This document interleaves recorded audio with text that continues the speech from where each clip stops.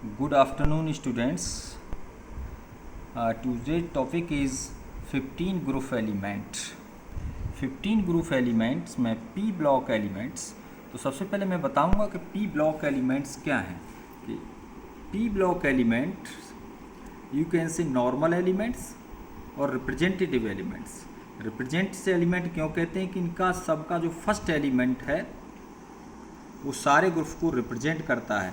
उस ग्रुप को जो पहला एलिमेंट है उस ग्रुप का फैमिली मेम्बर कहते हैं, उसी नाम से उसको पुकारा जाता है। सपोज किया कि 15 ग्रुप का फर्स्ट मेंबर क्या है, नाइट्रोजन है, इसलिए इसको हम क्या कहेंगे, नाइट्रोजन फैमिली कहेंगे।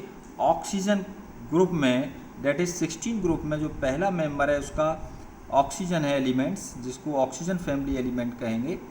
उसके नेक्स्ट में आपके 17 ग्रुप आता है, इन सबको हेलोजन फैमिली कहते हैं, हेलोजन एलिमेंट कहते हैं। नेक्स्ट आता है 18 ग्रुप। 18 ग्रुप में ये सारे इनर्ट हैं, इनके आउटर मोस्ट शेल में 8 इलेक्ट्रॉन हैं। ये इलेक्ट्रॉन ना तो लूज करते हैं ना गेन करते हैं, इनको इनर्ट एलिमेंट कहते हैं। इनकी वैलेंसी 0 होती है। तो इस ग्रुप में यहाँ जो स्टडी करेंगे सिर्फ 15 ग्रुप एलिमेंट की करेंगे। 15 ग्रुप एलिमेंट में फर्स्ट एलिमेंट नाइट्रोजन है, फास्फोरस है, आर्सेनिक है, एंटीमनी है और बिस्मथ है। इससे करके ये कितने एलिमेंट हैं, 5 एलिमेंट हैं। नाइट्रोजन का एटॉमिक नंबर 7, फास्फोरस का 15, 33, 51 एंड 83। अब ये देखते हैं कि नाइट्रोजन जो मिलता है वो बेटा गैस फॉर्म में मिलता है, और वो भी किस फॉर्म में, डाइएटॉमिक फॉर्म में मिलता है। और जो फास्फोरस है, आर्सेनिक है और एंटीमनी है, ये पॉली एटॉमिक फॉर्म में मिलते हैं। That is phosphorus P4 form, arsenic AS4 form, और ये भी एंटीमनी भी SB फॉर्म में मिलता है। अब ये देखते हैं कि जो नाइट्रोजन है और जो फास्फोरस है ये दोनों नॉन मेटल हैं, लेकिन ये गैस फॉर्म में है और ये जो है सॉलिड फॉर्म में मिलेगा जो वेपोराइजेबल है। आर्सेनिक और एंटीमनी दोनों सेमी मेटल है, जिसे हम मेटेलोइड के नाम से भी जानते हैं। नेक्स्ट है बेटे इसमें बिस्मथ, जिसमें ट्रू मेटेलिक बॉन्ड होते हैं, इसे क्या है, मेटल है। और कैसी स्टेट है इसकी, सॉलिड स्टेट है। अब ये देखते हैं इनका जर्नल इलेक्ट्रॉनिक कॉन्फ़िगरेशन। ये देखिए journal electronic configuration of the P block elements. देखिए NS2 और NP126, ये इनके आउटर मोस्ट शेल का इलेक्ट्रॉनिक कॉन्फ़िगरेशन है। अब तो मैं बताने वाला हूँ कि पी ब्लॉक एलिमेंट किसे कहते हैं। What is the P block element? When the last electron is entered in the P subshell is known as P block elements. अब यह देखते हैं बेटे, देखिए ये 15 ग्रुप एलिमेंट है, इसके आउटर मोस्ट शेल का इलेक्ट्रॉनिक कॉन्फ़िगरेशन NS2NP3 है। ये हाफ फिल्ड है, क्या है, हाफ फिल्ड है, इसलिए इसको एक्स्ट्रा स्टेबिलिटी देता है। तो 15 ग्रुप जो सारा एलिमेंट है 15 ग्रुप का, इनके आउटर मोस्ट शेल में जो पी ब्लॉक है, पी ऑर्बिटल है, वो हाफ फिल्ड है। अब यहाँ देखते हैं 16 ग्रुप में देखो फिर एक इलेक्ट्रॉन ऐड हो गया, इसमें P में 4 हो गए, 17 ग्रुप में P में 5 हो गए, 18 ग्रुप में P में 6 हो गए। ऐसे करके यहाँ पर 16 ग्रुप पर आकर P सब सेल कंप्लीट हो जाता है। नेक्स्ट, नाइट्रोजन को छोड़कर except the nitrogen and bismuth all elements show the allotropy form. इसके जितने भी एलिमेंट हैं नाइट्रोजन और बिस्मथ को छोड़कर ये सारे एलोट्रोपी फॉर्म शो करते हैं। They find in the more than one form, ये एक से अधिक रूपों में पाए जाते हैं। नेक्स्ट बेटे यहाँ पे जो नाइट्रोजन है, नाइट्रोजन और दो phosphorus are essential in the living system. Nitrogen N2 form diatomic form है, लेकिन it is found in the free state. क्यों फ्री स्टेट में मिलता है अधिकतर ये फाइंड, क्योंकि ये बेटे इनर्ट है। अब जो N है इसमें ये ट्रिपल बॉन्ड से जुड़ा हुआ है, इसकी बॉन्ड डिसोसिएशन एंथैल्पी बहुत ज़्यादा है, 900 से ऊपर है, इसीलिए क्या है, अनरिएक्टिव है, रिएक्शन नहीं करता, बहुत कम करता है, इसलिए कहाँ पाया जाता है, फ्री स्टेट में पाया जाता है। एटमॉस्फेयर में ये 78% वॉल्यूम बाई वॉल्यूम पाया जाता है, लेकिन 75% W/W वेट बाई वेट पाया जाता है। नेक्स्ट अब आता है इसके बाद बेटे phosphorus. Phosphorus poly atomic form है इसका, P4 फॉर्म में है। It is the very reactive, does not occur in the free state. ये बहुत ही रिएक्टिव है। देखो किस फॉर्म में मिलता है, P सिंगल फॉर्म में मिलता है। P एक सिंगल बॉन्ड के थ्रू इसमें जुड़ा हुआ है, इसीलिए ये वेरी रिएक्टिव है। It is 11th abundant element in the earth crust. अब नेक्स्ट है बेटा आर्सेनिक। ये भी पॉलीएटॉमिक फॉर्म में है। पर्टिकुलरली आर्सेनिक इज टॉक्सिक, ये टॉक्सिक होता है बेटे। एंटीमनी ये भी एटॉमिक पॉलीएटॉमिक फॉर्म में है, Sb4 फॉर्म में पाया जाता है। Are not much evident in the nature, find in the form of the sulphide. ये किस फॉर्म में मिलते हैं, सारे के सारे सल्फाइड फॉर्म में मिलते हैं। बिस्मथ भी, एंटीमनी भी, आर्सेनिक भी, लेकिन बहुत ही कम अमाउंट में मिलते हैं। अब बेटे इनका इलेक्ट्रॉनिक कॉन्फ़िगरेशन, 15 ग्रुप एलिमेंट का इलेक्ट्रॉनिक जर्नल इलेक्ट्रॉनिक कॉन्फ़िगरेशन मैं ऊपर यहाँ बता चुका हूँ आपको। इनका journal electronic configuration NS2 NP1 to 6 है। तो यहाँ पर ये 15 ग्रुप एलिमेंट हैं। इनके P ब्लॉक में 3 इलेक्ट्रॉन है। देखिए ये कौन से पीरियड का है, ये देखो यहाँ से 1 2 3, देखो यहाँ पे आउटर मोस्ट शेल कितना है, 2 है, तो इसलिए कौन सा पीरियड है, दूसरा पीरियड है। ये कौन सा पीरियड है, आउटर मोस्ट 3, इसमें 3 है, इसलिए कितना है, 3 सेल है, मतलब 3rd पीरियड है। इसमें देखिए आप, ये आउटर मोस्ट शेल कितना है, 4 है, इसलिए कौन सा पीरियड है, ये 4 पीरियड है। अब यहाँ से देखते हैं हम, यहाँ पे आउटर मोस्ट शेल कितना है बेटे, 5 है, आउटर मोस्ट शेल 5 है, इसीलिए कौन सा पीरियड है, ये 5 पीरियड है, ये 5 पीरियड का एलिमेंट है। यहाँ पर 6 है आउटर मोस्ट शेल, इसलिए कौन सा पीरियड है इसका, 6 पीरियड है। अब ये देखें कि ऊपर से नीचे की तरफ nitrogen, phosphorus, arsenic, antimony and bismuth, ऊपर से नीचे की तरफ आप देखें कि आउटर मोस्ट शेल के जो P है ये कम्प्लीटली हाफ फिल्ड है। देखिए हाफ फिल्ड है, ये हाफ फिल्ड है। मैक्सिमम कितने इलेक्ट्रॉन होते हैं P में, 6 होते हैं, ये हाफ फिल्ड है। इसीलिए हाफ फिल्ड होने की वजह से इस ग्रुप के लिए एक्स्ट्रा स्टेबिलिटी है। इसका जो इलेक्ट्रॉनिक कॉन्फ़िगरेशन है पूरे ग्रुप का स्टेबल इलेक्ट्रॉनिक कॉन्फ़िगरेशन है। नेक्स्ट बेटा फिजिकल प्रॉपर्टीज। फिजिकल प्रॉपर्टी अभी मैं पीछे बता चुका हूँ कि नाइट्रोजन डायटोमिक फॉर्म में मिलता है, गैस है।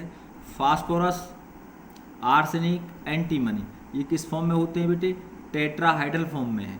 लेकिन फॉस्फोरस टेट्राहाइड्रल फॉर्म में है, P4 फॉर्म में है, लेकिन वेपोराइजेबल है, सॉलिड है। आर्सेनिक टेट्राहाइड्रल फॉर्म में है, लेकिन सेमी मेटल है, मेटलोइड है, सॉलिड है। एंटीमनी सेमी मेटल है, सॉलिड है। बिस्मथ टिपिकल मेटल है, ट्रू मेटेलिक बॉन्ड होते हैं इसमें, सॉलिड है। अब है बेटे इसकी फिजिकल करैक्टरिस्टिक, मेटेलिक करैक्टरिस्टिक, इस ग्रुप की मेटेलिक करैक्टर। देखो मैं पहले बता चुका हूँ मेटेलिक करैक्टर। देखिए जब किसी भी ग्रुप में move the from top to down, जब ऊपर से नीचे की तरफ जाते हैं ग्रुप के अंदर, तो द मेटेलिक करैक्टर इंक्रीज होता है। इंक्रीज क्यों होता है, क्योंकि द एटॉमिक साइज इंक्रीज होता है and decrease of the electro negativity, इसकी इलेक्ट्रोनेगेटिविटी डिक्रीज होती है। आयनाइजेशन एंथैल्पी क्या होती है, डिक्रीज होती है। जैसे ऊपर से नीचे की तरफ जाते हैं, देखिए यहाँ देखिए नंबर ऑफ, ऊपर से नीचे की तरफ जा रहे हैं तो नंबर ऑफ सेल क्या हो रहे हैं बेटे, बढ़ रहे हैं। ये आउटर मोस्ट सेल इलेक्ट्रॉन कहाँ जा रहा है, दूर चला जाता है। देखो जैसे जैसे सेल बढ़ते जा रहे हैं, नीचे की तरफ जाते जा रहे हैं, तो पीरियड बढ़ता जा रहा है, नंबर ऑफ सेल बढ़ते जा रहे हैं, एटम का साइज बड़ा होता चला जा रहा है। इसीलिए न्यूक्लियस का attraction force on this electron decrease, कम होता चला जाता है। आयनाइजेशन एंथैल्पी कम होती चली जाती है, इसलिए ऊपर से नीचे की तरफ जाने पर इनका मेटेलिक करैक्टर बढ़ता है। तो यहाँ से देखिए, ये देखो गैसियस स्टेट है, ये नॉन मेटल है, ये मेटलोइड आ गया, फिर ये क्या आ गया, मेटल आ गया। तो जैसे ही we move from top to bottom, ऊपर से जैसे ग्रुप में नीचे की तरफ चलते हैं तो एटम का साइज बढ़ता है, क्योंकि the number of shell increase होते हैं। और शिल्डिंग इफेक्ट क्या रहता है, शिल्डिंग इफेक्ट, अंदर इलेक्ट्रॉन बढ़ जाते हैं तो जिससे शिल्डिंग इफेक्ट भी उसका बढ़ जाता है। आयनाइजेशन एंथैल्पी क्या हो जाती है, कम हो जाती है, इसलिए इसका मेटेलिक करैक्टर बढ़ जाता है। देखो यहाँ पर ये मेटल हो गया, ऊपर से नीचे की तरफ आने पर ये मेटेलिक करैक्टर है। ये नॉन मेटल है, ये नॉन मेटल है, और ये क्या है बेटे, सेमी मेटल, और ये गैसियस स्टेट है, गैसियस स्टेट में। नेक्स्ट है इसका बेटे melting and boiling point. Melting boiling point इनका, तो melting point of the first increase from nitrogen to arsenic. Melting point इनका बढ़ता है। कहाँ से? नाइट्रोजन से लेकर आर्सेनिक तक, यहाँ तक बढ़ता है बेटे। मेल्टिंग पॉइंट यहाँ तक बढ़ेगा। फिर उसके बाद एंटीमनी से बिस्मथ तक बेटे घटेगा। एंटीमनी से लेकर बिस्मथ तक क्या होगा? घटता है। ऐसा क्यों होता है? देखिए यहाँ, देखिए यहाँ दिखाया मैंने, boiling point increase from nitrogen to bismuth, और जो बॉइलिंग पॉइंट है नाइट्रोजन से लेकर बिस्मथ तक बढ़ता है, लेकिन मेल्टिंग पॉइंट नाइट्रोजन से लेकर आर्सेनिक तक बढ़ता है। फिर उसके बाद एंटीमनी से बिस्मथ तक क्या होता है? घटता है। ऐसा क्यों है? देखो यहाँ पे देखिए मैंने दिखाया है, नाइट्रोजन फॉस्फोरस यहाँ से यहाँ तक बढ़ रहा है, यहाँ से देखें, और उसके बाद यहाँ से यहाँ तक क्या होगा? घटेगा। क्यों घटेगा बेटे? ये एंटीमनी से बिस्मथ तक, इसका रीज़न क्या है कि decrease due to the inert pair of effect, the 6s2 electron reluctant form of the bonding interatomic force in the bismuth become weaker, so the bismuth has the lower melting point than that of the arsenic। देखिए यहाँ पे अब बात आती है, यहाँ आपकी एक इनर्ट पेयर इफेक्ट की बात आई है। इनर्ट पेयर इफेक्ट की वजह से इसका मेल्टिंग पॉइंट कम हो जाता है। क्यों हो जाता है? क्योंकि इसमें जो 6s2 इलेक्ट्रॉन है, इसके जो 6s2 इलेक्ट्रॉन हैं वो बॉन्ड नहीं बनाते हैं, विमुख हो जाते हैं, रिलैक्टेंट हो जाते हैं बॉन्ड बनाने से। वो क्यों नहीं बनाते हैं आउटर मोस्ट शेल के? यहाँ देखिए, देखो ये बिस्मथ है। बिस्मथ में आप यहाँ देखिए आउटर मोस्ट शेल का इलेक्ट्रॉन है ये 6s2 और 6p ये है। अब इसमें क्या है कि ये जो s, मैंने ये बताया है कि s इलेक्ट्रॉन जो होंगे वो न्यूक्लियस के नज़दीक होंगे, फिर उससे न्यूक्लियस से दूर p होगा, फिर उससे दूर d होगा इलेक्ट्रॉन, उससे दूर जो होगा f इलेक्ट्रॉन होगा। जो s होगा ये न्यूक्लियस के बहुत नज़दीक है, इसलिए न्यूक्लियस का अट्रैक्शन फोर्स 6s2 इलेक्ट्रॉन पर बहुत है। क्यों है? इसलिए ये इलेक्ट्रॉन बॉन्ड नहीं बनाते हैं। ओनली कौन बॉन्ड बनाता है इसमें? बिस्मथ में ये इलेक्ट्रॉन बॉन्ड बनाते हैं। ये बॉन्ड रिलैक्टेंट हो जाते हैं बॉन्ड बनाने से 2 इलेक्ट्रॉन। इसलिए बिस्मथ का जो इंटर एटॉमिक बॉन्ड है, बिस्मथ से बिस्मथ को जो जोड़ते हैं, तो इसका इंटर एटॉमिक बॉन्ड वीक होता है, और वीक होने की वजह से इसका मेल्टिंग पॉइंट कम है। अब इनर्ट पेयर की बात है, क्योंकि ये इलेक्ट्रॉन बॉन्डिंग में टेक पार्ट नहीं करते हैं 6s2 इलेक्ट्रॉन, क्योंकि इनका अट्रैक्शन फोर्स पेनिट्रेट बॉन्ड की वजह से, न्यूक्लियस के पास होने की वजह से इनका अट्रैक्शन फोर्स बहुत ज़्यादा है न्यूक्लियस का। ये इलेक्ट्रॉन आसानी से रिलीज नहीं होते हैं। बाकी आप कहोगे यहाँ क्यों हो गए जी, यहाँ क्यों हो गए इलेक्ट्रॉन रिलीज? इसका रीज़न ये है बेटे कि यहाँ पर जो इलेक्ट्रॉन हैं इसके बाद 4f में 5b में जाने की वजह से, जिन पर इनका, यदि ये इलेक्ट्रॉन इसमें आ गए हैं, जिससे इसमें रिपल्सन फोर्स इस पर कम हो गया है। न्यूक्लियस का 6s2 पर रिपल्सन फोर्स कम हो गया है, क्योंकि 4f में 14 और 5d में इलेक्ट्रॉन आने की वजह से इस इलेक्ट्रॉन पर न्यूक्लियस का अट्रैक्शन फोर्स बढ़ जाने से ये इलेक्ट्रॉन बॉन्डिंग में टेक पार्ट नहीं करते हैं। इसलिए इसकी वैलेंसी भी +3 होती है, ना कि +5। So all compound the form of the bismuth only +3 oxygen state, not form of the bond 2 + 3 5 oxidation. So the all compound of the bismuth will be stable in the plus oxidation state, not stable in the +5 oxidation state। अब बेटे यहाँ आते हैं, अभी मैंने ये बताया है, फिर दोबारा मैं इसको डिफाइन कर रहा हूँ कि यहाँ से यहाँ तक तो इसका मेल्टिंग पॉइंट बढ़ता है, वैन डर वाल फोर्स बढ़ता चला जाता है, लेकिन यहाँ से यहाँ तक इसका मेल्टिंग पॉइंट घट जाता है, क्योंकि बिस्मथ, देखिए यहाँ जो बिस्मथ है, बिस्मथ में मैंने बताया इनर्ट पेयर की वजह से इसके 6s2 इलेक्ट्रॉन टेक पार्ट नहीं करते हैं, ओनली 6p3 इलेक्ट्रॉन ही इसका इंटर एटॉमिक बॉन्ड बनाते हैं, जिसकी वजह से इसका मेल्टिंग पॉइंट कम हो जाता है। अब बेटे बात आती है नेक्स्ट इसकी डेनिसिटी, इस ग्रुप की। The density the increase down the group regularly, इनकी डेनिसिटी ऊपर से नीचे की तरफ बढ़ती चली जाती है। नेक्स्ट आते हैं बेटे एटॉमिक रेडियाई। हम सब जानते हैं कि एटॉमिक रेडियाई जैसे जैसे ऊपर से नीचे की तरफ जाते हैं, we go from top to bottom, तो द नंबर ऑफ सेल्स, ऊपर से नीचे की तरफ जाने पर नंबर ऑफ सेल बढ़ रहे हैं। देखिए यहाँ से देखिए, ऊपर यहाँ पर कितने सेल हैं, 2 सेल हैं, यहाँ पर 3 सेल हैं, यहाँ पर 4 सेल हैं, यहाँ पर 5 सेल हैं, यहाँ पर कितने सेल हैं बेटे, 6 सेल हैं। इसलिए द नंबर ऑफ सेल इसमें बढ़ रहे हैं। नंबर ऑफ सेल बढ़ने की वजह से एटम का साइज क्या होगा बेटे, बढ़ता चला जाएगा। तो as go from top to down in this group, the number of shell increase, so the size of atom increase, so the atomic radii increase due to increase the number of shell. Increase the covalent radii, इसकी covalent radii भी बढ़ती है। Small increase in the covalent radii, अब यहाँ देखें आप, nitrogen से phosphorus तक, यहाँ से ध्यान से, नाइट्रोजन से फॉस्फोरस तक एटॉमिक रेडियाई बहुत तेज़ी से बढ़ती है, क्योंकि नंबर ऑफ सेल देखिए यहाँ पर नंबर ऑफ सेल 2 थे, यहाँ पर नंबर ऑफ सेल एकदम 3 हो गए, तो इसके लिए इसकी एटॉमिक रेडियाई एक साथ बढ़ गई। आप उसके बाद आर्सेनिक से एंटी बिस्मथ तक, यहाँ से यहाँ तक, आर्सेनिक से बिस्मथ तक एटॉमिक रेडियाई बहुत धीरे धीरे बढ़ेगी। क्यों बढ़ेगी? क्योंकि यहाँ देखिए, क्योंकि इलेक्ट्रॉन कहाँ स्टार्ट हो गए, डी में जाने स्टार्ट हो गए, एफ में जाने स्टार्ट हो गए। डी और एफ में इलेक्ट्रॉन जाने की वजह से इनका शिल्डिंग इफेक्ट पुअर हो गया और न्यूक्लियस का इन पर अट्रैक्शन फोर्स बढ़ना स्टार्ट हो गया। अट्रैक्शन फोर्स बढ़ने की वजह से इनका जो एटम है श्रिंक होना स्टार्ट हो गया। इसलिए आर्सेनिक से बिस्मथ तक डी और एफ में इलेक्ट्रॉन जाने की वजह से शिल्डिंग इफेक्ट पुअर हो जाता है और इनकी रेडियाई इंक्रीज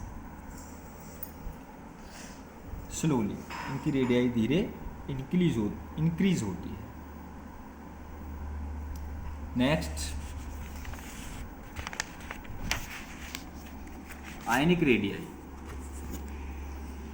आयनिक रेडियाई आप ये देखें कि nitrogen gain the 3 electron, phosphorus gain the 3 electron. जब कोई एटम इलेक्ट्रॉन गेन कर लेता है तो उसका साइज उसके न्यूट्रल एटम से बड़ा होता है। क्यों होता है? देखिए, इसके 2 फैक्टर हैं। Nuclear charge in the both cases is same. देखिए यहाँ पर इसमें भी प्रोटॉन की संख्या कितनी है, 7 है, इसमें भी प्रोटॉन की संख्या कितनी है, 7 है, तो दोनों पर न्यूक्लियर चार्ज कितना हुआ, सेम हुआ। यहाँ भी +7 है, यहाँ भी +7 है, तो न्यूक्लियर चार्ज के यहाँ कोई इंक्रीज द शिल्डिंग इफेक्ट। लेकिन जैसे यहाँ इलेक्ट्रॉन आ गए इसमें एक्स्ट्रा, इन इलेक्ट्रॉन आने की वजह से न्यूक्लियर इफेक्ट बढ़ गया, न्यूक्लियर इफेक्ट कम हो गया, रिपल्सन फोर्स बढ़ गया। रिपल्सन फोर्स बढ़ने की वजह से इसका साइज बढ़ जाएगा। तो कोई भी नेगेटिव आयन है उसका साइज बढ़ जाता है, क्योंकि रिपल्सिव फोर्स इलेक्ट्रॉन के बीच बढ़ जाता है, डेट इज शिल्डिंग इफेक्ट बढ़ जाता है। नेक्स्ट है कैटाइन। अब देखिए कैटाइन का जो साइज होता है, ये कैटाइन है Sb+3, इसका जो कैटाइन होगा, कैटाइन का साइज उसके न्यूट्रल एटम से छोटा होगा। क्यों होगा छोटा? क्योंकि जैसे ही इसमें से इलेक्ट्रॉन रिलीज हो जाएंगे, देखो यहाँ भी प्रोटॉन की संख्या सेम है, यहाँ भी प्रोटॉन की संख्या सेम है, सिर्फ इलेक्ट्रॉन ही निकले। इलेक्ट्रॉन निकलने से न्यूक्लियस का अट्रैक्शन फोर्स बढ़ जाता है। अट्रैक्शन फोर्स बढ़ने से that is effective nucleus charge बढ़ जाता है। इफेक्टिव न्यूक्लियर चार्ज बढ़ने से उसका साइज श्रिंक हो जाता है। इसीलिए इसकी जो एटॉमिक रेडियाई है कैटाइन की, उसके ओरिजिनल एटम से कम होती है। बाकी बेटे कल मैं पढ़ाऊँगा आपको आयनाइजेशन एंथैल्पी,